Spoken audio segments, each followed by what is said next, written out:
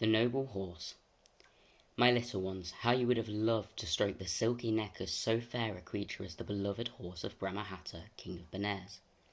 More beautiful, more handsome than any other horse in the world he was, swift as a deer and graceful as a swan. There was a tender light in his eyes, and his steps were so majestic that he could not have been any other than a king. His stable was a palace. A lamp with perfumed oil burned in it day and night, and soft rose curtains with stars of gold hung above his head. At that time, Benares was the happiest kingdom in India. It was rich and flourishing, and far grander than any other state. Therefore, many other kings were envious, and some of them resolved to fight against it, fearing that it would become more powerful than they. 7 of these kings gathered their armies and marched towards the mighty state. Brahmahata called one of his knights. "Our enemies," he said, "are approaching the gates of the city. Your king and your country are in danger. Can you, my brave warrior, fight against 7 kings?" "Not only against 7 kings," the knight replied, "but against 100 kings, lord, if I may ride your horse, your noble one." "Take my horse," replied Brahmahata, "and fly to the battle. Return to us victorious. Your king and your country trust you." Thus the knight mounted on the gallant horse and dashed to the battle, and as the storm passing over a field of wheat, he laid the first enemy low, captured the king, and brought him prisoner to Benares.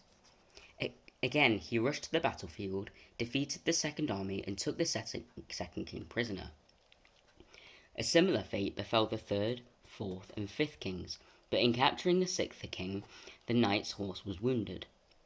On returning to the palace, the noble creature sank to the ground, and the knight tenderly removed his harness. But he could not stay, and so another horse was brought.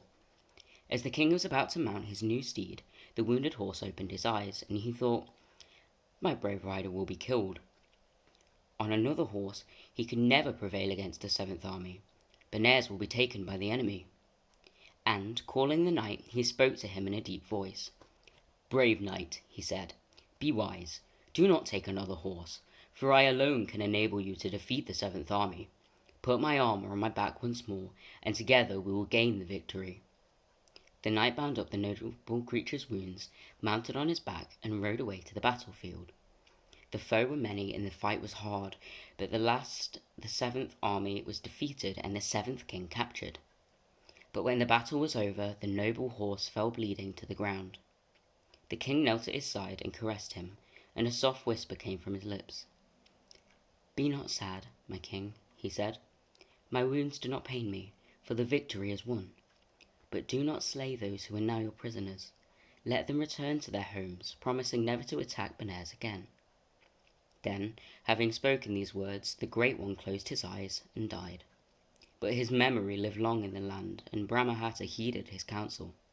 The 7 kings were released, and war never again broke out. The people of all kingdoms loved each other, and they lived happily ever after.